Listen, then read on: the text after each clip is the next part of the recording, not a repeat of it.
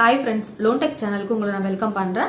இன்னைக்கு இந்த வீடியோவில் நம்ம என்ன டாபிக் பற்றி தெரிஞ்சுக்க போகிறோம், எந்த பேங்க்கோட என்ன ஃபியூச்சர்ஸ் பெனிஃபிட் பற்றி தெரிஞ்சுக்க போகிறோம் அப்படின்னு பார்த்தீங்கன்னா, என்ஆர்ஐ கஸ்டமர்ஸ், அதாவது இந்தியாவில் இல்லாமல் அதர் ஸ்டேட்டில் இருக்க கஸ்டமர்ஸ், அதாவது அதர் கண்ட்ரியில் இருக்கிற கஸ்டமர்ஸ் என்ஆர்ஐ அப்படின்ற மாதிரி சொல்லுவாங்க.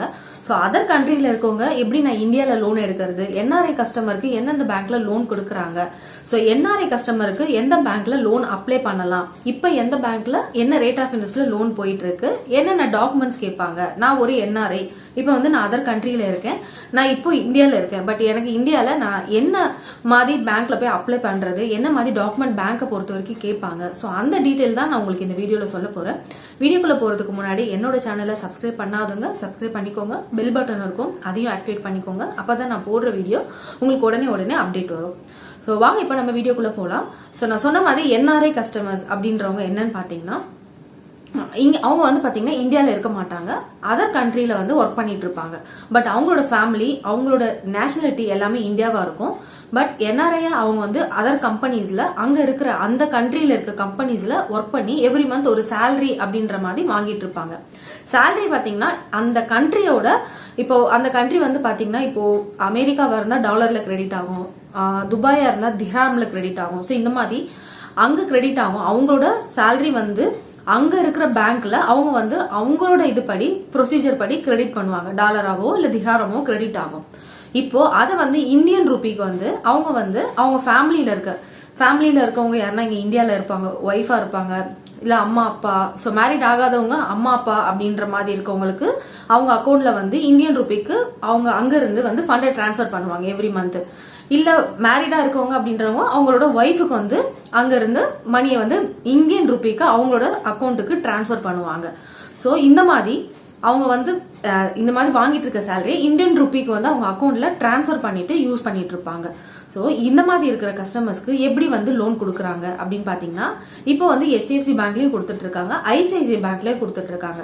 ஸோ என்ஆர்ஐ கஸ்டமர்ஸ்க்கு ICICI பேங்கை பொறுத்த வரைக்கும் நல்லா கொடுத்துட்டு இருக்காங்க. லோன்ஸ் நல்லா கொடுத்துட்டு இருக்காங்கன்னா ரேட் ஆஃப் இன்ட்ரெஸ்ட் பெஸ்டா கொடுக்குறாங்க. அது இல்லாம உங்களுக்கு ப்ராசஸிங் டைமும் பாத்தீங்கன்னா ஒரு மேக்ஸிமம் 7 ஒர்க்கிங் டேஸ் எடுத்துப்பாங்க. ஸோ ரேட் ஆஃப் இன்ட்ரெஸ்ட் என்ன அப்படி பெஸ்டா கொடுக்குறாங்க அப்படின்னு பாத்தீங்கன்னா, அவங்க வந்து என்ஆர்ஐ கஸ்டமரை பொறுத்த வரைக்கும் கண்டிப்பா அவங்களோட இன்கம் வந்து இந்தியாவில் ஒர்க் பண்றவங்களை விட கண்டிப்பா ஒரு 3 மடங்கு அதிகமாக தான் இருக்கும். ஸோ அப்படி இருக்கிறப்ப என்ஆர்ஐ இருக்கிறப்போ குறைஞ்சது ஒரு 10 லட்சம் இல்ல ஒரு 15 லட்சம் 20 இந்த மாதிரி தான் வந்து லோன் எடுப்பாங்க ஷுவரா. ஸோ அப்படி இருக்கப்போ கண்டிப்பா ரேட் ஆஃப் இன்ட்ரெஸ்ட் 10.5ல இருந்து உங்களுக்கு ஸ்டார்ட் ஆகுது. 10.5ல இருந்து அப் டு ஒரு 14% உங்களுக்கு ரேட் ஆஃப் இன்ட்ரெஸ்ட் இருக்கும். ஸோ ப்ராசஸிங் ஃபீஸ் வந்து எப்பயும் போல ஒன் டைம் மட்டும்தான். ப்ராசஸிங் ஃபீஸ் லோன் எடுக்கிறப்போ ஒன் டைம் மட்டும்தான். இன்சூரன்ஸ் இருக்கும், இன்சூரன்ஸ் கம்பல்சரி போடுவாங்க. ஸோ இப்போ ரேட் ஆஃப் இன்ட்ரெஸ்ட் என்னன்றதை சொல்லிட்டேன். ஸோ என்ஆர்ஐக்கு வந்து நம்ம லோன் எடுக்கிறதுக்கு பேங்க்ல அப்ரோச் பண்றதுக்கு என்னென்ன ப்ரொசீஜர் கேட்பாங்க. ஸோ நீங்க வந்து என்ஆர்ஐ இருந்தீங்கன்னா, நீங்க இந்தியாவில் லோன் எடுக்கணும்னா பிரசன்டா நீங்க இந்தியாவில் இப்ப இருக்கணும்.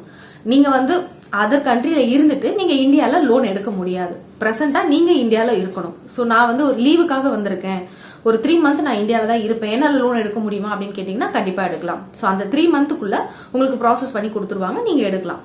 அதுக்கப்புறம் வேற என்ன கண்டிஷன் அப்படின்னு பாத்தீங்கன்னா, நீங்க இப்ப இருக்கிற இந்தியால உங்களோட வீடு கரண்ட் அட்ரஸ் பாத்தீங்களா, அது வந்து ஓன் ஹவுஸா இருக்கணும். உங்க பேர்ல இல்ல உங்ககிட்ட உங்க ஃபேமிலியில இருக்கவங்க யாருக்குன்னா ஒருத்தவங்களுக்கு ஓன் ஹவுஸ் இருக்கணும்.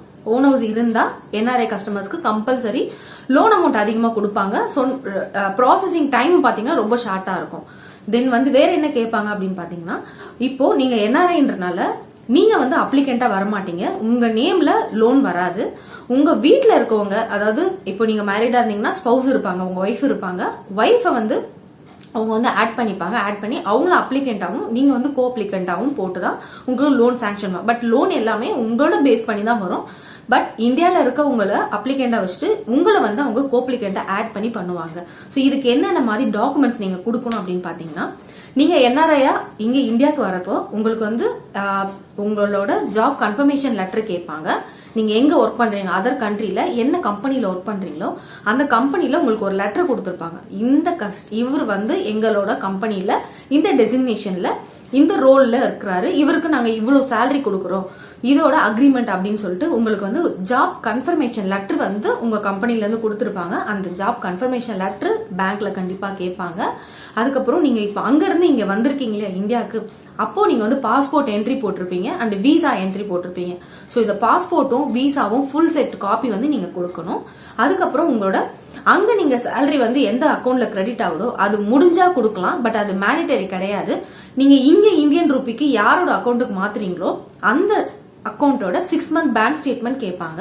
அதுக்கப்புறம் உங்களோட பேன் கார்டு, ஆதார் கார்டு, உங்களோட பாஸ்போர்ட் சைஸ் போட்டோ கேட்பாங்க. இப்போ இது வந்து உங்களோட டாக்குமெண்ட். ஸோ நீங்க வந்து யார் அப்ளிகண்டா போறீங்க, ஒய்ஃபா இருக்கலாம், இல்ல நீங்க மேரிட் ஆகாம இருந்தீங்கன்னா நீங்க வந்து சிங்கிளா இருக்கீங்க அப்படின்றப்போ நீங்க அம்மா இல்ல அப்பா யாரை வேணாலும் ஆட் பண்ணிக்கலாம். அவங்களுக்கு இன்கம் வரணும்னு அவசியம் கிடையாது. அவங்க வந்து ஒரு ஜஸ்ட் ஒரு சப்போர்ட்டிங்காக மட்டும்தான் அவங்கள ஆட் பண்றாங்க. அவங்களுக்கு இன்கம் இருக்கணும்னு அவசியம் கிடையாது. ஓகேங்களா? ஸோ அப்படி இருக்கிறப்போ இப்போ ஒய்ஃபா இருக்காங்க அப்படின்னா ஒய்ஃபோட அக்கௌண்ட்ல நீங்க வந்து எவ்ரி மந்த் உங்களோட சேலரியை நீங்க வந்து டிரான்ஸ்ஃபர் பண்றீங்க. அதாவது அதர் கண்ட்ரில இருந்து உங்களோட சேலரி வந்து நீங்க ஒய்ஃபோட அக்கௌண்ட்டுக்கு இந்தியன் ரூபில நீங்க டிரான்ஸ்ஃபர் பண்றீங்கன்னா அந்த அக்கௌண்ட்டோட 6 மந்த் பேங்க் ஸ்டேட்மெண்ட் கேட்பாங்க. ஒய்ஃபோட பேன் கார்டு, ஆதார் கார்டு கேட்பாங்க. அவங்களோட பாஸ்போர்ட் சைஸ் போட்டோ கேட்பாங்க. ஸோ நீங்க அப்ளிகன்ட் அப்புறம் அவங்க கோப்ளிகன்ட் 2 பேருமே அப்ளிகேஷன் ஃபார்ம்ல வந்து சைன் பண்ணணும். ஸோ இந்த டாக்குமெண்ட்ஸ் இது எல்லாமே நீங்க கொடுத்ததுக்கு அப்புறம் அதுக்கப்புறம் உங்களுக்கு லாஸ்டா நான் ஃபர்ஸ்ட் சொன்ன மாதிரி own house proof. Own house வந்து பாத்தீங்கன்னா உங்க நேம்ல இருக்கலாம், இல்ல உங்க ஸ்பவுஸ் நேம்ல இருக்கலாம், இல்ல உங்க அம்மா அப்பா நேம்ல இருக்கலாம். ஸோ இந்த மாதிரி யார் நேம்ல வேணாலும் இருக்கலாம். ஸோ அதுக்கான ஓன் ஹவுஸ் ப்ரூஃப் வந்து பாத்தீங்கன்னா இபி பில் கேட்பாங்க, இல்லனா வாட்டர் டாக்ஸ் பில், இல்ல வந்து ப்ராப்பர்ட்டி டாக்ஸ் பில். ஸோ இந்த மாதிரி ஓன் ஹவுஸ் அப்படின்றதுக்கு ப்ரூஃப் பண்றதுக்கு இந்த 3 டாக்குமெண்ட்ல ஏதாவது ஒரு டாக்குமெண்ட் கண்டிப்பா கேட்பாங்க. ஸோ ஓன் ஹவுஸ்ன்றது ரொம்ப மேண்டட்டரி. என்ஆர்ஐ கஸ்டமர் நீங்க இந்தியால லோன் எடுக்கிறதுக்கு நீங்க இப்போதைக்கு பிரசண்டா இந்தியால இருக்கணும், உங்களுக்கு ஒரு ஓன் ஹவுஸ் இருக்கணும். அப் டு 10 லேக் வரைக்கும் கொடுப்பாங்க, பேஸ்ட் ஆன் உங்களோட சேலரியை பொறுத்து. ஸோ சிபில் கண்டிப்பா ரன் பண்ணி பார்ப்பாங்க. சிபில் ஸ்கோர் நல்லா இருக்கணும். ப்ரீவியஸ் ட்ராக் வந்து கிளியரா இல்லைன்னா கண்டிப்பா என்ஆர்ஐ கஸ்டமருக்கு எந்த பேங்க்லயும் லோன் கிடைக்காது. உங்க சிபில் ட்ராக் நல்லா இருக்கு, நீங்க வந்து நல்ல சேலரி வாங்கிட்டு இருக்கீங்க, உங்களுக்கு ஓன் ஹவுஸ் இருக்கு இந்தியால அப்படின்றப்போ இந்த லோன் நீங்க அப்ளை பண்றப்ப நீங்களும் இந்தியால தான் இருக்கீங்க, ஒரு லீவுக்காக வந்திருக்கீங்க, ஒரு 3 மந்த் நீங்க இங்க தான் இருப்பீங்க, இல்ல ஒரு 6 மந்த் நான் இங்க தான் இருப்பேன், பட் எனக்கு லோன் தேவைப்படுது அப்படின்னா நீங்க தாராளமா ஐசிஐசிஐ பேங்க் நியர்பை, எனக்கு ஐசிஐசிஐ அக்கௌண்ட் இல்ல எனக்கு லோன் தருவாங்களா அப்படின்னு நீங்க யோசிக்க வேண்டாம்.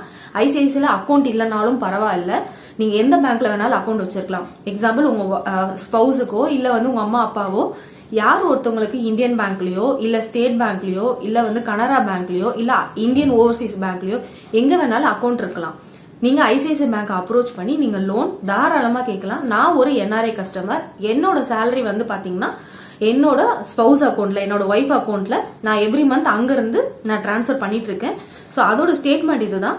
எனக்கு ஓன் ஹவுஸ் இருக்கு இந்தியால, என்னோட நேம்ல தான் இருக்கு, இல்ல என்னோட ஒய்ஃப் நேம்ல இருக்கு, இல்ல எங்க அப்பா நேம்ல இருக்கு, அம்மா நேம்ல இருக்கு, இதுக்கு ஓன் ஹவுஸ் ப்ரூஃப் என்கிட்ட இருக்கு, எனக்கு ஒரு 10 லேக் தேவைப்படுது அப்படின்னு நீங்க கண்டிப்பா நியர்பை ஐசிஐசிஐ பேங்க் அப்ரோச் பண்ணி நீங்க கேட்கலாம். ரேட் ஆஃப் இன்ட்ரெஸ்ட் நான் சொன்ன மாதிரி ஸ்டார்டிங் ரேட் 10.5 இருந்து உங்களுக்கு கொடுத்துட்டு இருக்காங்க. பட் லோன் அமௌண்ட் அதிகமா எடுத்தீங்கன்னா ரேட் ஆஃப் இன்ட்ரெஸ்ட் ரெடியூஸ் பண்ணி கொடுப்பாங்க. லோன் அமௌண்ட் 5 லேக் இல்ல வந்து 3 லேக்கோ இல்ல 2 லேக்கோ நீங்க எடுத்தீங்க அப்படின்னா கண்டிப்பா கொஞ்சம் ஹையா தான் இருக்கும். ஹைனா வந்து ஒரு 12% அந்த ரேஞ்சில் வரும். அதாவது மினிமம் வந்து 10.5 இருந்து மேக்ஸிமம் ஒரு 14% தான் உங்களுக்கு கண்டிப்பா வரும். ப்ராசஸிங் ஃபீஸ் இருக்கும், இன்சூரன்ஸ் உங்களுக்கு போட சொல்லுவாங்க. ஸோ இதை தவிர்த்து பாத்தீங்கன்னா வேற எந்த அதர் சார்ஜஸும் இருக்காது. எவ்ரி மந்த் உங்க அக்கௌண்ட்ல இருந்து இஎம்ஐ ஆட்டோ டெபிட் பண்ற மாதிரி இசிஎஸ் மேண்டேட் பண்ணி கொடுப்பாங்க. ஸோ இந்த என்ஆர்ஐ லோன் பத்தி உங்களுக்கு வேற எதனா டவுட் இருந்தது அப்படின்னா கமெண்ட் பாக்ஸ்ல கமெண்ட் பண்ணுங்க. ஸோ என்னால முடிஞ்ச ஹெல்ப் நான் பண்றேன். Thank you, support my channel.